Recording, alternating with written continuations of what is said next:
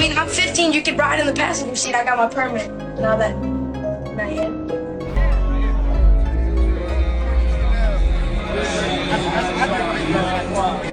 The bad boy. Oh, he's bad boy now. Signing the bad boy. When the first lawsuit hit, Cassie versus Diddy, everyone braced for impact. The allegations were shocking: abuse, control, trauma. But even then, most of us thought it was something personal, something tragic that only involved her. We saw it as the unraveling of one toxic relationship. Painful, yes, but limited, contained. But the truth? It wasn't contained at all. As the days turned into weeks, more stories started bubbling to the surface. More names, more timelines, more disturbing patterns that stretched way beyond Cassie. And then came the name that none of us were prepared to hear: Justin Bieber. Yeah, Justin, the kid who danced through our screens in purple hoodies and sang about teen heartbreak. The one we watched rise from YouTube sensation to global phenomenon. His name suddenly whispered in the same breath as Diddy's, and not in a good way. Allegedly, Justin wasn't just in the room for some of this. He might have been the victim, the kind of victim that hides behind fame, behind bright lights and sold-out shows, the kind of trauma that gets buried deep, because speaking out doesn't feel like an option, especially when the people around you have power, money, and control. And now that Diddy's trial is underway, things are starting to make sense in the most heartbreaking way possible. What we feared, what we hoped, wasn't true. It's all creeping out into the light. Justin's past wasn't just painful. It may have been dark. And the saddest part? He spent years covering it all up with a smile. Now that Diddy's trial is in full swing and Justin Bieber's name is being brought up in court, the energy around this case has completely shifted. This isn't just about Cassie anymore. It's not just about one woman's story or even a string of exes. It's about something much bigger, much darker. And finally, people are starting to talk. For years, the industry protected its own. There were rumors, sure, whispers behind closed doors, cryptic interviews, odd moments that fans brushed off. But now, with the trial forcing things into the open, the silence around what allegedly happened to Justin Bieber is cracking wide open. Signing the bad boy. That's why I don't be going to them puffy parties. There's no more puffy G. Oh, really? We're seeing people come forward, former bodyguards, producers, backup dancers, even folks who were just around at the time. They're not just hinting anymore, they're saying it out loud, that there were times Justin was in situations he should never have been in, that there were parties he had no business being invited to, that Diddy allegedly had a twisted level of access to this kid, and that it was normalized, hidden in plain sight under the bright lights of fame. It's not our fault that Justin Bieber got Diddy. It's not our fault that Usher didn't want to get Diddy anymore. It is not our fault that Usher didn't want to get Diddy no more. Be rich. Listen to me. He turned Justin to a pocket. Wanted to be rich. They put the baby on. One person who tried to warn us long before any of this hit the courtroom was Jaguar Wright. Say what you want about her delivery, but the woman's been speaking out for years. And guess what? Now that the trial's underway, it looks like she was telling the truth all along. Jaguar was one of the first to openly say that Diddy wasn't just hurting women behind closed doors. He was allegedly dragging young male artists into his twisted world too. She specifically called out Justin Bieber and Usher, saying she knew they had been caught up in Diddy's she put it. And back then, people brushed her off, called her crazy, labeled her as bitter or attention-seeking. But now, with court documents and testimonies spilling out, suddenly, everybody's listening. Jaguar didn't just mention names. She said the reason all of this is finally coming to light is because Justin and Usher had had enough. They were done keeping Diddy's secrets, done staying silent while the trauma ate away at them, done pretending nothing happened. And maybe they didn't go public with it directly, but the wave started when they stopped cooperating behind the scenes. And what's coming out in court, it's worse than people imagined. Multiple women have testified that Diddy used NDAs to silence them, drugged them at parties, and threatened them into submission. There were stories of freak-offs, twisted parties involving male escorts, luxury hotel rooms, hidden cameras, and power games all orchestrated by Diddy. Women were allegedly told to play along or get blacklisted. Some said they were recorded without their consent. Some were forced to stay quiet for years out of fear. Now imagine being a teenage boy in the middle of all that. When Jaguar said these things before, it sounded too dark, too outrageous to believe. But now, with every passing day in court, her words are starting to look like receipts. She saw the industry rot before anyone wanted to admit it. And now that the trial is dragging everything into the light, she's not the crazy one anymore. She's the one who tried to tell us. What's even more heartbreaking is how many people are now admitting they knew something was off. They saw Justin acting distant, nervous, uncomfortable, burnt out. Some of them say they thought he was just overwhelmed by fame. But now, looking back, it wasn't just the pressure. It was something much heavier. And it makes you wonder, how many of these people stayed quiet because they were scared of Diddy? Because they didn't want to lose their jobs? Or because they didn't think anyone would believe a young pop star could be a victim? Well, they believe him now. The court is hearing things we were never meant to hear. Allegations, names, patterns. And Justin? He's not just some side character in this mess. He's starting to look like one of the key victims. People are rallying around him now. Fans, fellow artists, even journalists who once stayed silent. Because what's coming out? It's not just uncomfortable, it's devastating that Cassie and JB and countless others had to go through so much for all this to come to light. But here's the part that really seals it. It's not just Cassie speaking out anymore.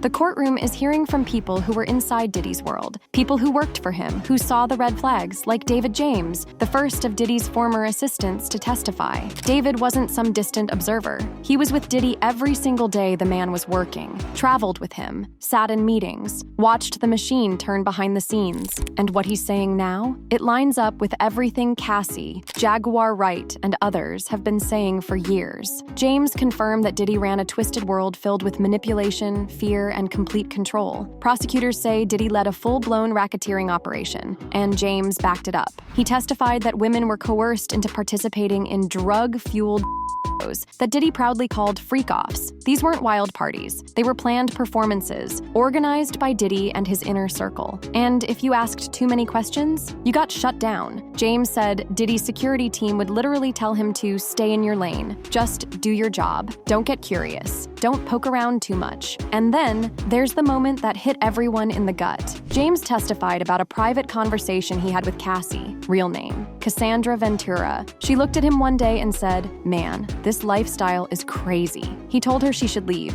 just get out. But Cassie's answer? I can't get out. She told James Diddy had full control over her music, her apartment, even her finances. He gave her an allowance, and that was it. She was trapped. And now that we know how deep this control ran and how many people were silenced, paid off, or threatened, it's clear this wasn't just a toxic relationship. It was a system, a machine. And Justin, he was another gear in it. So when people say, why didn't anyone say something sooner? They did. Jaguar did. Cassie did. And now David James has too. And the court is finally listening. And just when you think the control couldn't get any more suffocating, there's Carrie Morgan, Cassie's best friend for nearly 2 decades. 17 years of friendship, and yet now they don't even speak. Why? Because in 2018, Diddy allegedly assaulted her, Cassie's best friend. That was the breaking point. And yes, Morgan named him in court. She testified that she saw Diddy physically attack Cassie more than once, and that he wasn't drunk or high when he did it. He was fully aware, fully in control. Morgan says after he assaulted her too, he sent her money and made her sign an NDA to shut her up. Classic move. Silence them with cash and paperwork. But it doesn't stop there. Morgan painted a devastating picture of who Cassie used to be and what Diddy turned her into.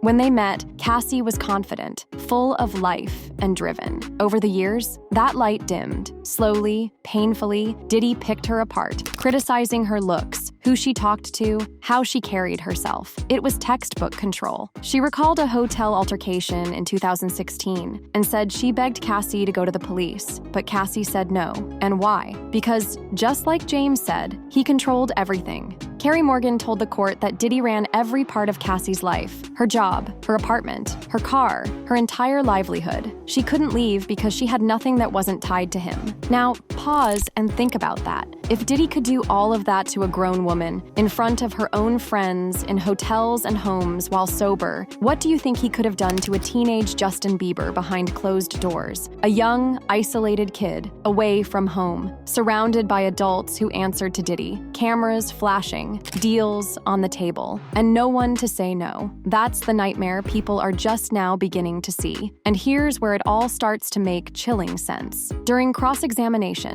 David James dropped another bombshell. He overheard Diddy very early into his relationship with Cassie tell a business associate that she was moldable. He literally said, "I have her right where I want her. She's young." Let that sink in. Not talented, not driven, not even in love. Moldable. Like clay. Like something he could shape, control, and break down piece by piece. Now take that mindset and ask yourself, what happens when a man like that gets access to a 15-year-old global superstar like Justin Bieber? Diddy was around Justin early, when Justin was just beginning to blow up. The fame was overwhelming, his support system was scattered, and he was in and out of rooms with men 3 times his age who held the keys to his career. And just like with Cassie, Diddy was reportedly right there during the most impressionable years of Justin's life. Justin was young. Justin was trusting. Justin was moldable. And Diddy? He saw that. He allegedly played the same game, positioning himself as a mentor, a protector, even a father figure. But behind the scenes, it looks more and more like he was studying these young stars, figuring out how to bend them to his will. Whether it was offering them luxury, fame, or freedom, the power dynamic was always one-sided. Cassie was a grown woman and still couldn't walk away. So how could a teenage Justin Bieber ever stand a chance? That's the part that's haunting people now. The courtroom revelations aren't just confirming what happened to Cassie, they're painting a bigger, more terrifying picture. One where young stars were groomed under the guise of opportunity, while people looked the other way. And suddenly, all those old photos, videos, and whispers about Diddy and Justin, they don't seem harmless anymore. They seem like warning signs we ignored. Here's the part that really breaks your heart, and what makes all of this feel even heavier.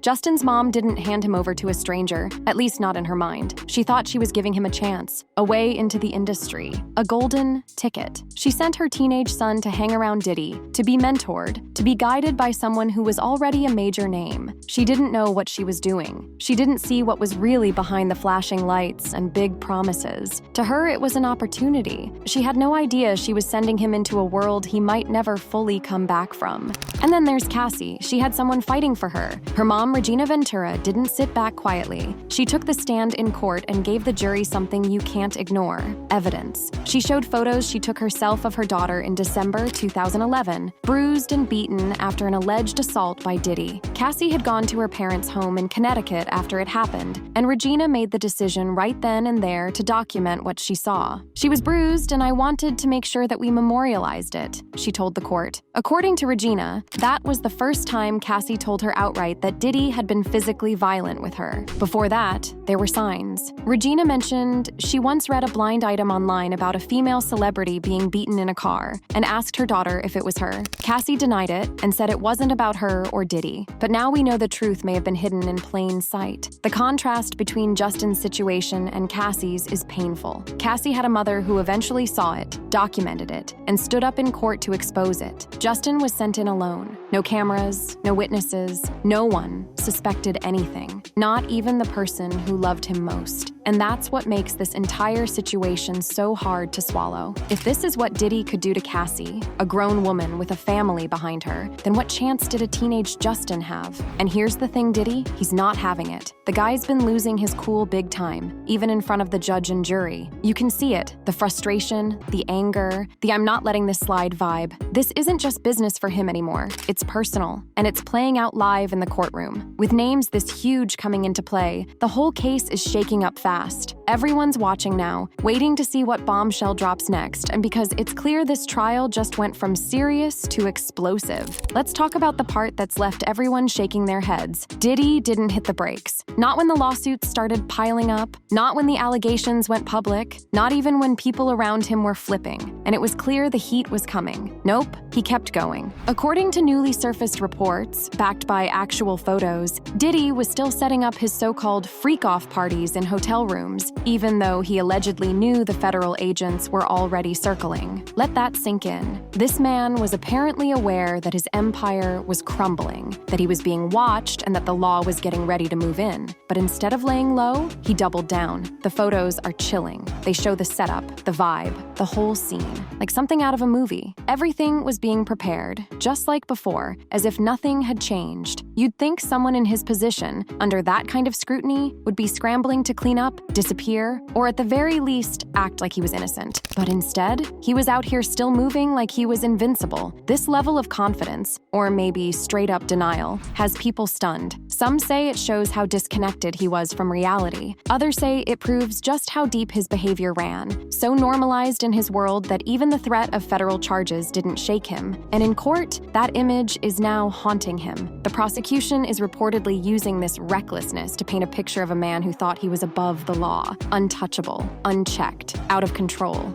Now, with these new photos making the rounds and public opinion shifting fast, people are asking, how much more is going to come out? And how long was this really going on behind the scenes? Because if this is what he was doing after the warnings, imagine what he thought he could get away with before. Prosecutors dropped a bombshell in court, showing a set of photos taken by authorities when Diddy was arrested at the Park Hyatt Hotel in Midtown Manhattan in September 2024. The man knew he was about to be taken in. He had already worked it out with his lawyers. And yet, what did they find when they walked into his hotel room? Bottles of baby oil, mood lighting, a blue light heater, strongly scented candles already lit, stacks of cash, and then pills. Small baggies of a mysterious pink powder, later confirmed as ketamine and MDMA. Prosecutors painted the scene clearly. This wasn't some random mess. It was intentional, prepped, planned. According to them, Diddy wasn't running scared. He was getting ready. Then came Cassie's testimony, and it backed up everything the photos suggested. She took the stand and described in painful detail how Diddy would carefully choreograph every detail of his freak-off spaces. She said he demanded that the candles be not just lit, but intensely pungent, mixed with oil and other scents until the whole room reeked of it. He had rules, rituals, a specific vibe. Even the baby oil had to be heated up beforehand, she said, because he liked it just right. It wasn't a party, it was a production. This moment in court was huge, not just because of what was found, but because it showed how deep this behavior went. Diddy wasn't caught off guard. He was committed to this lifestyle, so much so that not even the threat of federal agents knocking on his door could shake him out of it. The message from prosecutors was clear.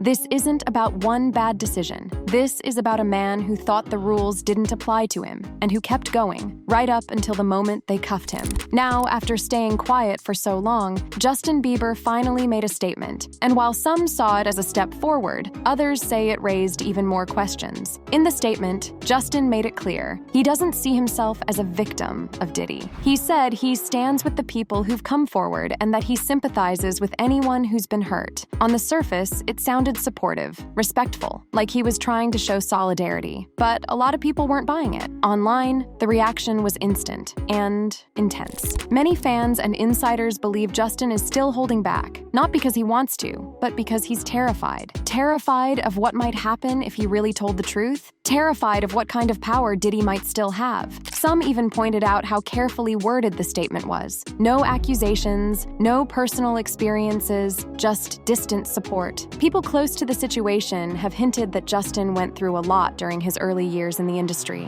and that Diddy was part of that world. The rumors have been swirling for years, and now, with the trial dragging all these names into the spotlight, Justin's silence, or careful half-silence, is only making people more suspicious. Bottom line, Justin may have spoken, but for many, it's what he didn't say that's speaking loudest. So, what do you think? Comment down below and let us know. If you liked this video, click the subscribe button and hit the bell icon to be the first to see my next video. I post updates like this every week where I uncover the secrets of your favorite celebrities.